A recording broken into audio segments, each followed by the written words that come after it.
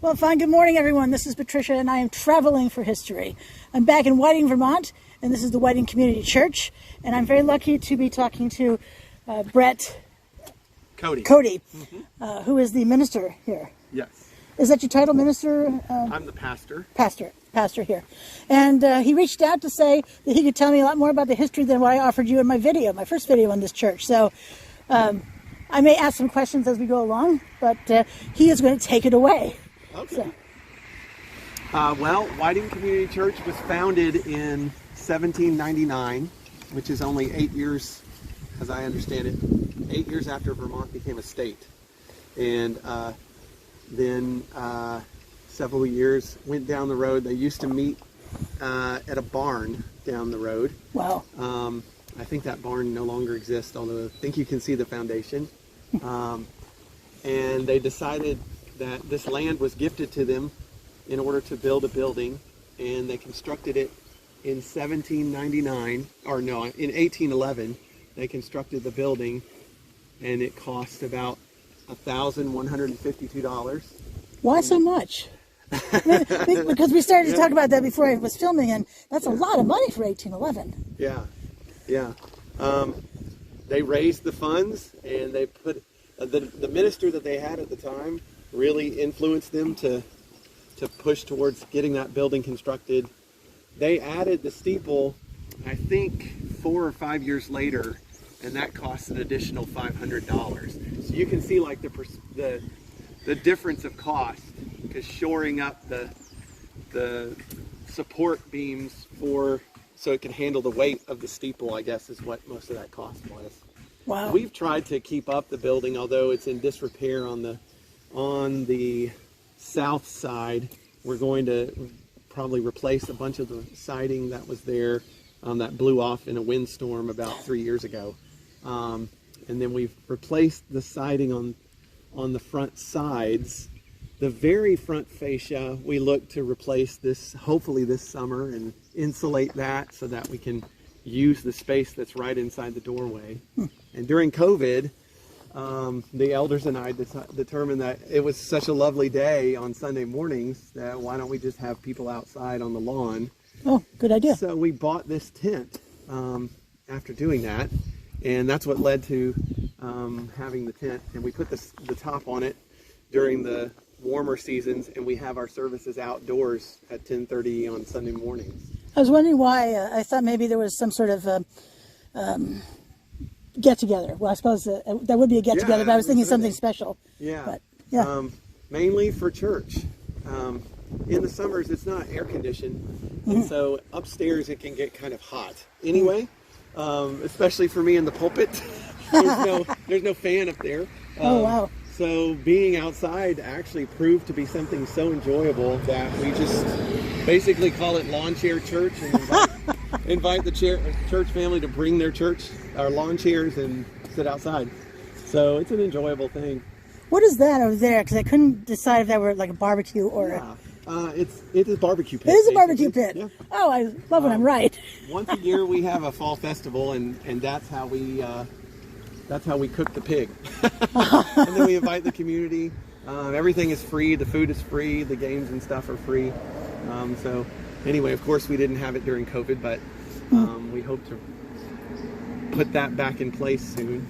And then the church owns this property right here, which is not the parsonage. Well, it's not the parsonage. No. So I kind of thought it might be. No, for a time, the pastor of the church back in like the 80s or 90s. 1980s and 1990s? Mm-hmm. Okay. I think he rented space in here from the owners. Okay. And his family lived there while they were building the parsonage down the hill. Oh, wow. Yeah. And so he used to live inside the church on the bottom floor, which I guess I should take you inside for a tour. Oh, that'd be awesome. Yeah. I never get to see the inside. Well, I rarely get to see the insides of buildings. So what a treat! Yeah, the inside. And actually, if we could face the camera. Oh yeah. So the inside of the downstairs was renovated. Prior to being renovated, it was divided up into different rooms and actually provided space for the pastor to live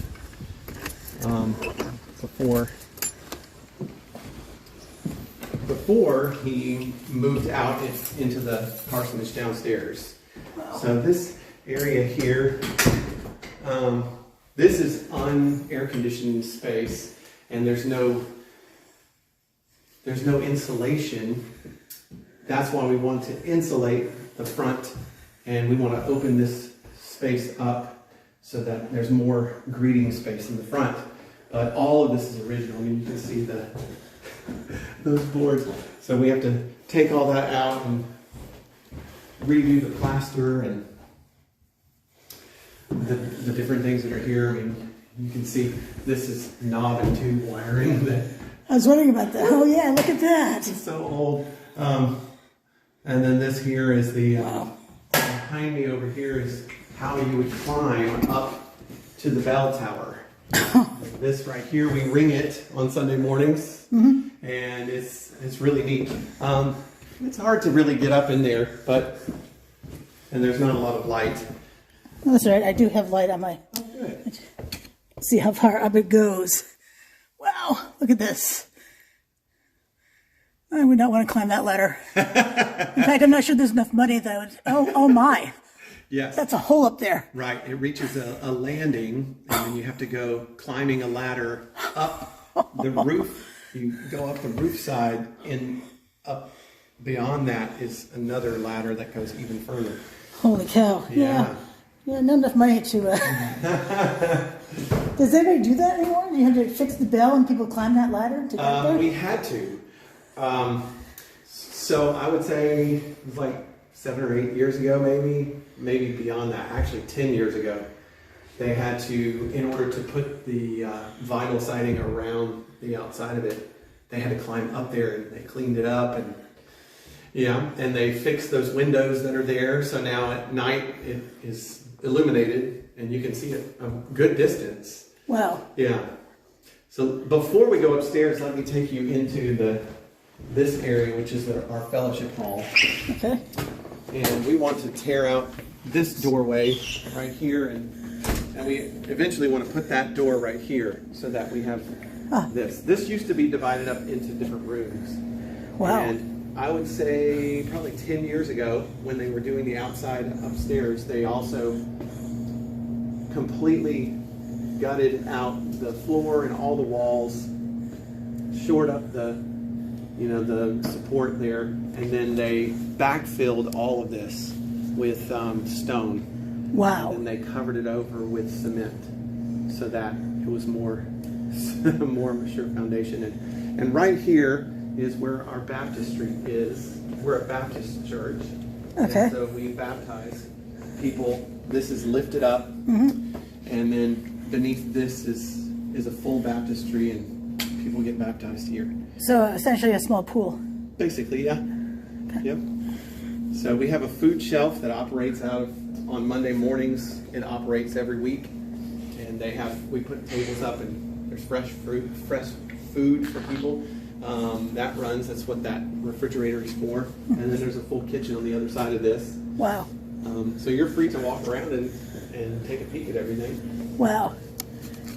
I hope you folks in TV land are enjoying the inside of the building, because I know I am. I I hardly ever get to see these, so it's exciting. Looks pretty industrial right there. Right. Is that an oven? A couple of our church members are professional chefs, and wow. They were helpful in getting these things, choosing what to install and that kind of thing. So when I was filming, whenever I can, I like to put my unit up to a window to see what we can see inside. And there's the backside of this. I was wondering if it were an industrial refrigerator, but it's a stove. It's a double stove. A warmer. Yeah. A warmer. Wow. Because I saw this stuff too, the kitchen stuff from outside, and I thought, oh, kitchen must be nearby. Yeah. That's where deductive reasoning. There you go. Yeah. This is a closet with non-perishable food items for the food shelf. And then back here is the boiler. which you can see there used to be. Oh, it's kind of messy. That's but all right. there's a freezer, and then the boiler and things that we've stored for cleaning and such. Wow. I have to say, I'm a fan of boiler rooms. Yeah. I like industrial stuff. And you can see there used to be fireplaces that would run. These are the chimneys. This one, and then there's one. I think there was one here, but that goes, and you'll see it upstairs. These two spaces upstairs. So this is also a chimney. I think so. It might have been further over. I think that's it. And when you go upstairs, you'll see those two columns on either side of the front. Nice.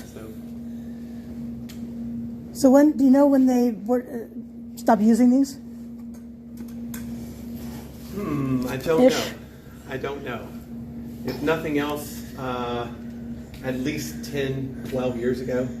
Yeah. Just that recent? Might have been, yeah. Wow. Holy cow. So the two doors on the front, for men, one for men, one for women? Yes? Oh, I don't know. I don't know. I didn't see, I didn't see specifically to this church, but for churches of this era, that was the case. That the men would sit on one side of the church and the women on the other, so they each had a door. Interesting. I know, I thought that was pretty interesting too. From what we understand, there were pews, and I can take you upstairs to see those. They were numbered, and the family would give their tithe in order to reserve their pew number. That's how they did it. This is the pulpit that I use outside. We wheel it out there. And then this area here, these are just bathrooms here that we renovated. Nice. Beautiful floors. Yeah, when they redid these floors, it was very nice. We always have work that's being done around here. There's always work to be done in an old building.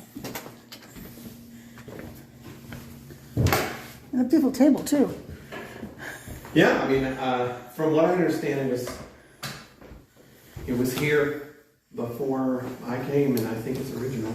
Wow. We're going to replace those doors. Hopefully, we will be able to replace them as accurately as we can to the historical dimensions and everything that work there. So why not reuse them? Besides the fact that it looks like they live in plenty of light and other things. Right.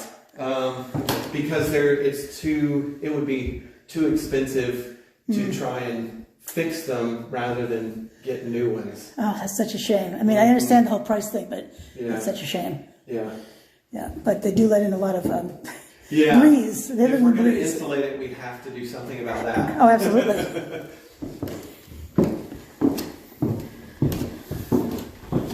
Love the handrail, the kind that you can wrap your hand around. Yeah.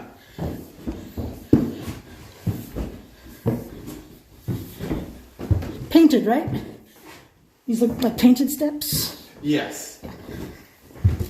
That is the inside of the building. Wow. Wow. There's the two columns. Oh, yes. They might have been further apart, or they may have come in, whenever they came downstairs. I don't know. But anyways, those were the two heating columns. Wow. For the chimney. Mm-hmm. The ceiling is original. Tin. Yeah. And we've replaced the plaster on everything that's blue. It needs replacing again, but they had replaced it once, I believe. Is it heated? It's not air conditioned. It is heated. It is heated. Mm-hmm. Yeah. From the boiler downstairs, this is a return right here. And somewhere, right here, you can see. Oh, that is big. Wow. So cool. And they're beautiful too, these grates. Mm-hmm. Wow. So someone plays drums and guitar and piano. We have a more contemporary instrumental setting. Oh, an organ too. I didn't even see that. Yeah. Wow.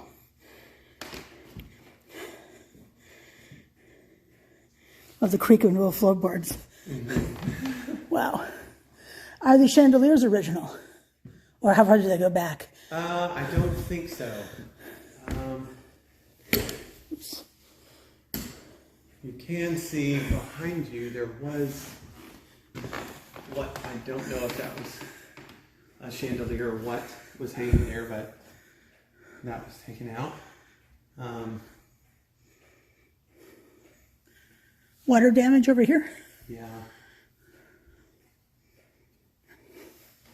Choir loft. And I think, for what I understand, I think so. And then back there, you can see some of the original paint color, or a different paint color. The greens. Yeah. Is there a way to get up here? I imagine it is. Mm-hmm. All right. What the heck? Since I'm inside. Oh, soundboard. Okay. Wow. Yeah, this is where we keep the soundboard and things like that. All right. So. For security. All right. So these are some of the original paint colors: green, green, blue, blue, grayish blue. Yeah. Wow. And look at these beautiful unpainted. I'm a fan of unpainted wood, as you may have. Uh-huh. Yeah. Window casings. Window casings, that's the word I was looking for. And these right here, what are these? Are these for storage? They just store, I think they store some books, music, and other things, items that they have back there. Because I initially thought a dumbwaiter, but... Oh, no, I don't think so. But really interesting up here. There's some items here that may have been in use that were stored, and then the clock on the wall over there and the adjacent wall. Yeah, I don't know the story behind those, but they've been here since I've been here, and even before, I'm sure. Wow, beautiful. And I think the clock, that's a wind up clock. Oh, wow. That is used. We use that. I don't know how long that's been here, but I'm told it's been here a long time. Well, if it's wind up, yes, I would think so. So,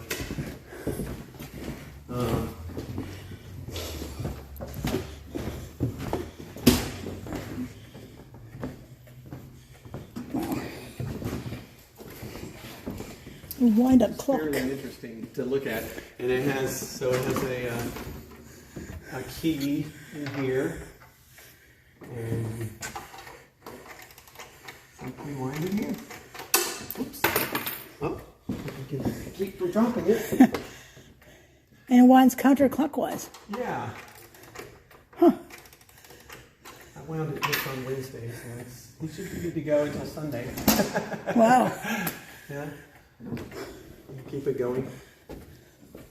So through that door is the like a fire escape stairwell.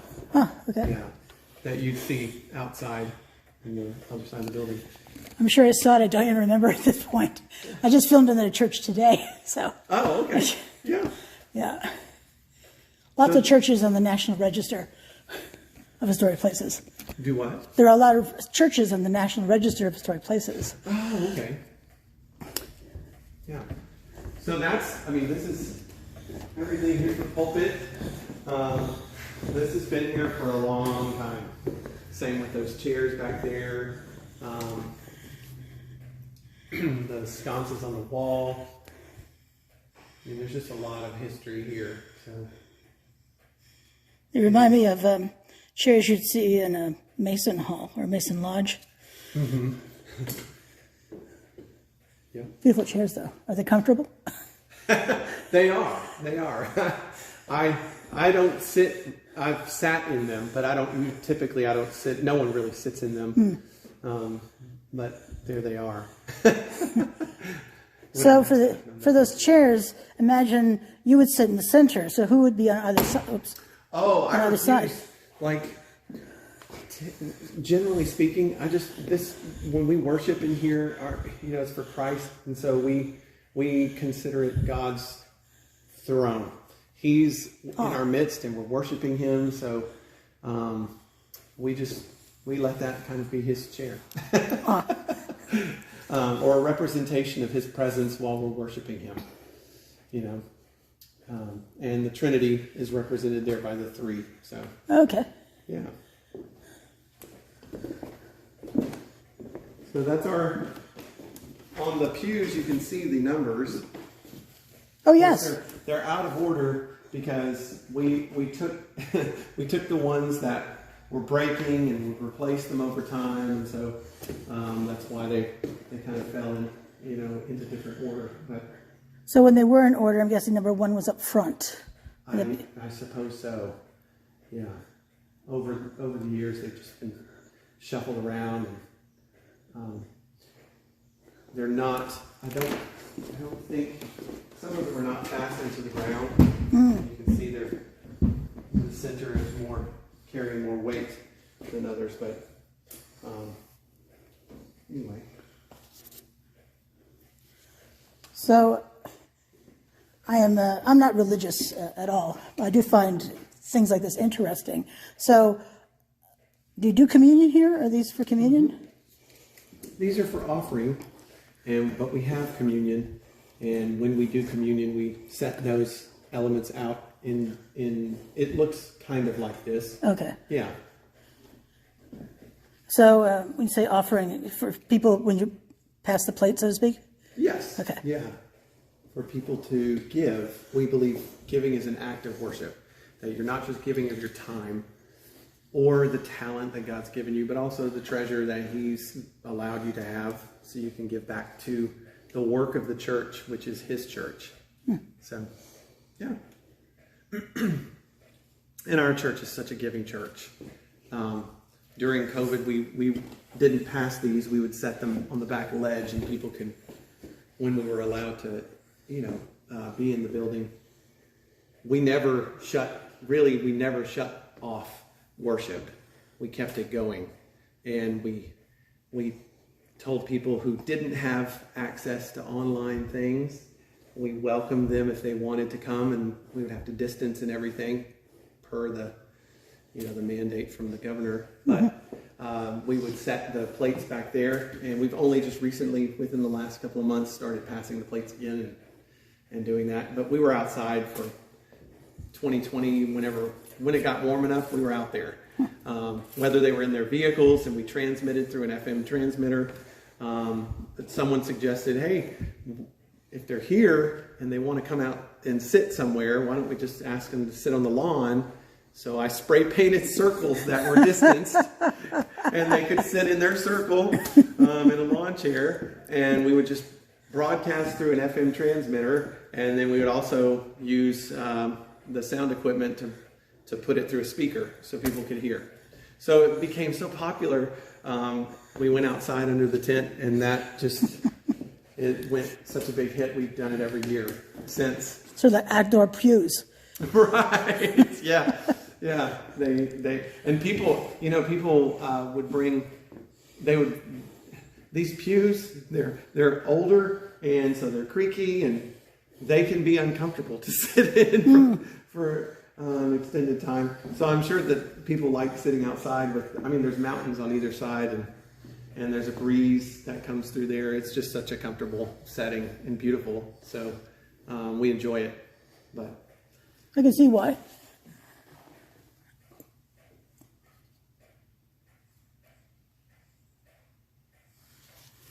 So what's through there? Another stairwell. Oh. Yeah. That one has a lift attached. And I can show you that. It has a lift attached to it so that people can come upstairs using the lift. Oh, okay. Yes. Mm-hmm. Oh, from the entrance, yes, there's two. We want to remove this stairwell entirely and put in an elevator if we can. Some other more easy to use lift that would help those people that need to use it. Currently we have, I think, 1 or 2 members that utilize this, and so it's a helpful thing. So I was just thinking those two doors out front. So if the men and women were separated, someone would have come up this staircase to this side. Pretty interesting. Well, just dawned on me. I was just thinking of that, looking down. Early in their history, they didn't have this floored up here. I think they added the floor because they added the partitions for rooms downstairs after they floored this top part. Oh. So the ceiling was vaulted from the ground, from the bottom, very bottom, you can imagine. And then they needed a town hall meeting place. And so they used the church building, and then they floored this at the top level so that the church could meet upstairs. And then the town would meet downstairs. Then they added partitions in order to accommodate their minister who was living here. That minister who was full-time and living here, actually he had another job. He was bivocational, but when he lived here and they did that, I think that work happened in the early 80s for that minister. It could have been that it was there prior to that, but I'm not aware of that. So, and then the town built the town hall in Whiting, I think in the 1950s, and that's when they stopped using this for a town meeting place. I think I've driven by that. It's on the other side of the street, right? Yep. Well, would you like to? I don't know where else you would like to look. What about the basement? There is no basement level here. Oh, there's no basement level. So the former minister who was here, who lived downstairs, where did he live downstairs? Just in that area that you saw. Yeah. Okay. Yeah. Yeah. Yeah, it's quite a calling. Wow. Well, his commute would be easy. Yes, true. Yeah. I mean, of course, my commute's from down the hill, the parsonage down there. It's a double wide that accommodates my family and I. Nice. And so I just drive up the hill and sometimes I walk. So anyway, that other stairwell provides a little more space. I think I'd rather use that one than this one for that reason. It is cumbersome to go through this one. I've ridden things like that. It's kind of scary as you get higher up on the stairway. Yeah.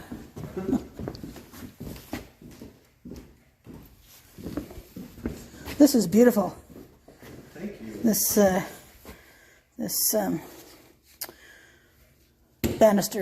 not banister, this, whatever this is called right now. My brain is a little fried. Partition, I guess, or something like that. Beautiful. I'm guessing original. Yeah. Well, the woodwork. Yeah. Wow. So the TV sets are so people can see your face better? So we put lyrics to songs we're singing and hymns. Sometimes we sing things that are not in the hymnal itself, and so we'll put it on the screen. Typically we have everything that we're singing on the screen for people to see. Yeah. Since this is a community church, what denomination is this? So as of 2007, we became a Southern Baptist church. Our elders and I are talking about what that means for us, and going forward, especially with things that have recently happened in our denomination. But we're a Southern Baptist church. In the history of this church, it became, when it was established, those who were Congregationalists and those who were, American Baptists. They came together and they formed this church. And they said, and this is such a unique part of the story. I don't know, it may have happened across New England this way, but they couldn't afford a minister. So they would divide up the Sundays in the year and based on the percentage of representation. So if they had, I think they had like more than 50, maybe 50% were Congregationalists. So they would have a Congregationalist minister preach half the year. And then they had maybe 30 or 40% that were American Baptist, and they would have their minister would come that percentage of the year. And then, gosh, at any given time in the church history, we've been Methodist, we've been Congregationalists, American Baptist. They even had some that weren't even really Christian denominations. They had Unitarian Universalists that were worshiping here. And honestly, that's what led the Baptists to go and build a building across the street. I saw that building. Yeah. So let me take you outside and I can show you that building, although it's not accessible right now. It was owned and operated by those Baptists who broke away from this church. And then they determined that they would build their building, and they had their building across the street, and they were worshiping. They ended up closing their doors, and they gifted the building to the town. Oh, that's never a good idea. Right. Under the caveat that they would, if the town ever used it as a church, that it would be used in accordance with their doctrine. So what the town did was they used that building as a library, a town library. Oh, I think maybe I saw that at some point. Would that have been within the last years too? Or no? Yeah, it had been used as the town library. Of course, there's no heating and there's no air conditioning in that building and no plumbing. So they could only use it, during the warm season. And 3, maybe 4 years ago, the town decided to move their library and relocate it upstairs in their town hall. Okay. Yeah. But it was always fun. I'd be in my office, which is on the downstairs corner over there, and I would, hear the kids going, they'd park over here and walk across the street. You can't park on that side. But that's an interesting part of the history as well. So, did it ever have a steeple? I don't know. The town redid the ceiling, or the roof, I mean. They redid the roof 10 years ago, I guess. Quite a nice roof. It should last it's multiple decades. Roof, yeah. Have you seen the monument on the front grounds here that talks about the person that's buried in our cemetery? I can't remember his name offhand. I don't remember. I think I filmed this last week. Right. Yeah. Uh-huh. Well, at any rate... Well, we can go down and look if you wanted. Yeah, I'll show that to you because it's just an interesting little piece of history here in Vermont. I was surprised the cemetery out back is not actually called the Whiting Church Cemetery. It's the village. It's a village cemetery. The town owns it. Yeah. So the town owns this strip of green right here. That's on the roadside, and then the town owns the cemetery, and we own the swath of land that goes between it all. Who plows you out? Well, we have members of our church that come and plow, but the state will come and plow through here. One path through here. Oh, I did not see this. It's funny because I was filming over there. Yeah. So. So Major Samuel Beach, he walked 64 miles to recruit men to aid Ethan Allen in the capture of Fort Ticonderoga. Wow. In 1775. And Daughters of the Founders and Patriots of America erected this in 1956. Wow. And I know where his tombstone is, so I can show you that. Back. In the cemetery. Mm-hmm. Fantastic. Yeah. I filmed the cemetery as well. I don't know if you saw that. Yeah, I did. And I didn't do much of it. It was getting dark. The trick of the camera suggested otherwise, but it was getting dark. There are patriots that are here buried, and there's I think that chapter of the Daughters of American Patriots, they come and I think they put American flags at their tomb or their that are laid. And especially with Memorial Day on the horizon. Yeah, what a great way to honor those who served. It just shows some of the history.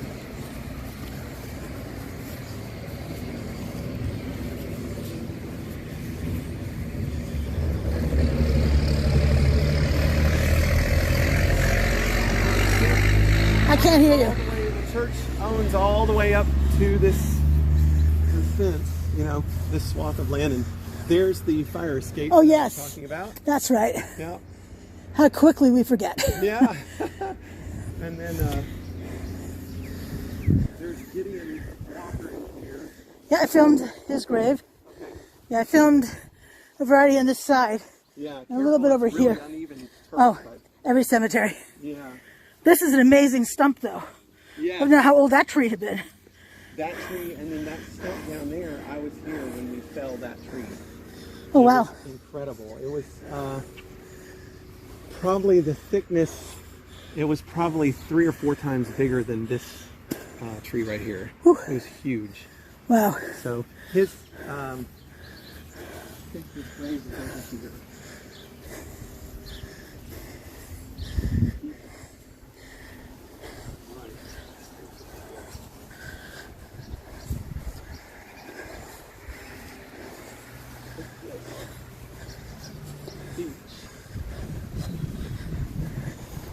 Wow. Where he's buried. Wow. Like looking at a book, really. I know, it's so just big. Incredible. It's incredible. And in good shape. Mm-hmm. Overall. Oh, there are people, there are cemetery markers here that I've seen that were erected like early, late 1700s. I mean, it's just incredible the history here. To imagine how small these trees were at one point. Seedlings. Yeah. So, Wow. anyway, there's one more.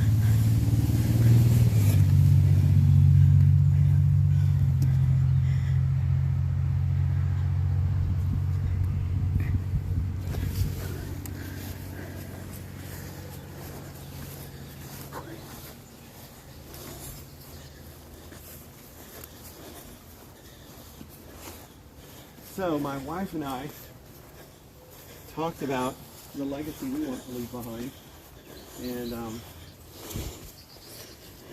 part of that legacy involved knowing knowing what we wanted to leave behind was a testimony of my ministry here. Okay. This is our burial plot right here. Ah. And right behind the pulpit. And I'm just thrilled that I get to serve the Lord Christ, Jesus, and then laid to rest here. Hopefully my ministry here will be blessed, but I want to be faithful, and that's what this looks like. So, How long have you been here? 8 years. Wow. 8 years. So, how often does a minister typically change churches, traveling from church to church, if you will? A lot of that depends on the denominational affiliation of the church. Does the church have ruling elders that sit outside of the church that rule over the church? Or does the polity of the church exist within the church itself and they rule themselves? And our church is congregational and elder-led. And so we don't have any outside entity that tells us how to do church. Within Baptist churches like ours, the church itself determines the elders that are there and the church. In our case, it would be the elders who determine when they would need a new pastor. And then they would bring that before the congregation. Once they find a minister that they believe would replace me, and so hopefully I'll be here the rest of my life. I don't want to do anything that's going to breach any of those doctrines we hold dear, and so I want to be faithful to preaching the scriptures. And that's usually the main determining factor. Is this pastor faithful to the scriptures, and or is the pastor capable of doing this? You know, there may be a day when I'm not physically able to handle all of the what's required of me, and so they would call another pastor. I would gladly step aside if that were the case, because I want the ministry here to succeed, you know, and do good. And so they would find another pastor and go through an interview process, and then have him preach before the congregation, and ultimately they would present him as a candidate, but the congregation gets to vote. Oh, wow. And decide, do we want this man of God to be our pastor? So that's how it would work with our church. Wow. Yeah. Nice. Wow. Yeah. The previous pastor was here 5 or 6 years, and then he left in view of a call to go and plant churches in Saipan. And so he contacted me, actually, and we hit it off so well. When they brought me here, it was basically a unanimous vote to bring me in. Wow. Yeah, Congratulations. I was thrilled. Yeah, and then he actually is still a minister. Now he's a minister back in Vermont. Wow. So he and I are connected over in Randolph. And before him, the minister was here he had to have been here for 20 years. Yeah. So the tenure is all based on God's provision and who God wants. And what's it like living in Whiting? We love it. You know, I came from Raleigh, North Carolina, to come here, but I grew up in a small town in Texas, a town kind of like Whiting, but it had, you know, the people were, the houses were much more close together than they are here in Whiting. However, the population, you know, the kind of small town atmosphere was there. And so we love small town living, and we're just enjoying it. The winters can be long. They can be Just long, a titch. but we just take the kids out and we play in the snow. And then we go and visit my family in Texas when we've had our share for the winter. My best friend, he lives near my parents, and so I get to see him as well. But at any rate, yeah, we're enjoying it, and I will be here hopefully as long as the Lord provides, and I'm able to be here. I want to be here. Very nice. Yeah. Wow. So thank you for letting me take you on a tour. Absolutely. Thank you for offering it. Yeah. I think, if I'm not mistaken, you may be the first person who's reached out after a video. Oh, okay. Yeah. So that's fantastic. I always appreciate that. Yeah. So. Well, I saw it, and I always, when people, usually they use our drive area to stop and text, or, you know, exchange kids from one parent to the other, or if they're, you know, trying to make this a rendezvous. And I always invite people to, you know, join us or whatever, anyone who stops by. Sometimes people who go biking, the bikers will have, this will be a stop for them before they go on Brandon Gap. And so when they come, I open the building for them, and then I invite them to, sometimes they ask for a tour, and so I give them a tour and that kind of thing. So it's a lot of fun.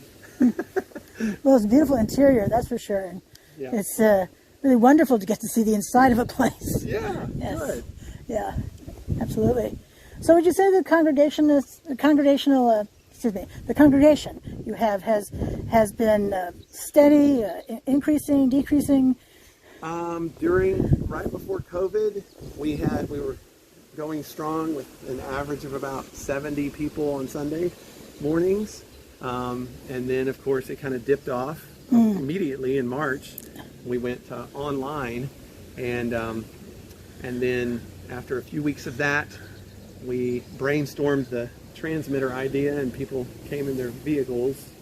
There was a slump, you know, a downward turn. We probably averaged at the lowest 30 to 40, but now we're back up, being under the tent and everything for a couple of years. When we go outside, usually a lot of people like to sit outside for the service anyway, so on a day kinda like gets this, them yeah. excited to be back out. At winter time, we have a few members that have residences in Florida, and so some of those members go down there, but we just pray for them and keep up with them, and then they come back, and it's like a beautiful reunion, you know. It's a fun time. So we're back up to, I would say, you know, around 60 on a Sunday morning. Almost there. Yeah. Almost back. So, is the congregation aging? Or is it, do you have well, we have younger people no, coming in? we have all ages represented, probably in the 30 to 40 age range. That's probably our lowest attendee representation. Yeah. So, but it's good. We enjoy our time together. And that's the important part. Yeah. Yeah. Yeah. Well, is there anything I should have asked that I have not? Let me think. I'm trying to think of what else would people want to know about our church. I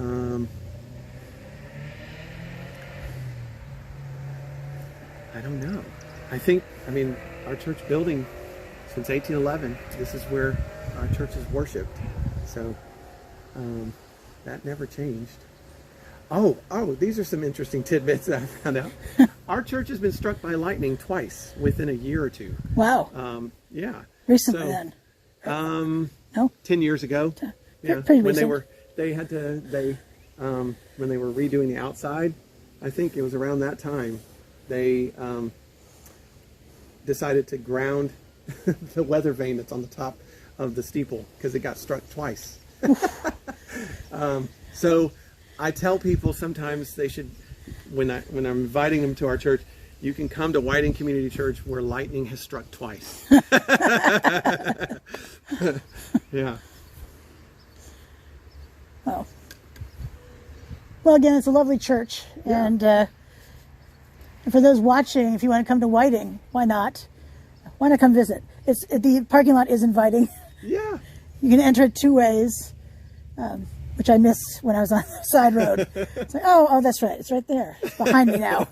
So, but, well, we can walk this way and come up the other side of the... we can look at the barbecue pit. Yeah. This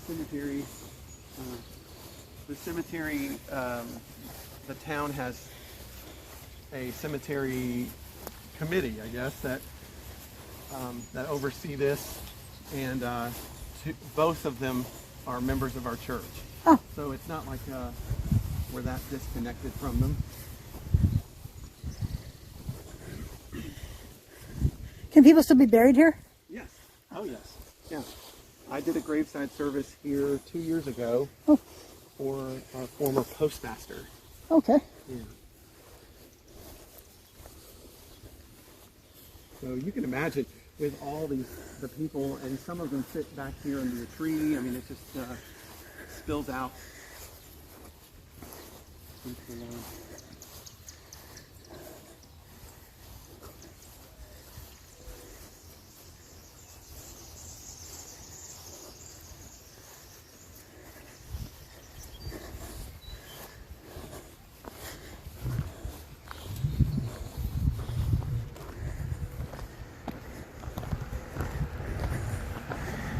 Well, thank you so much Thank you for the Patricia. tour.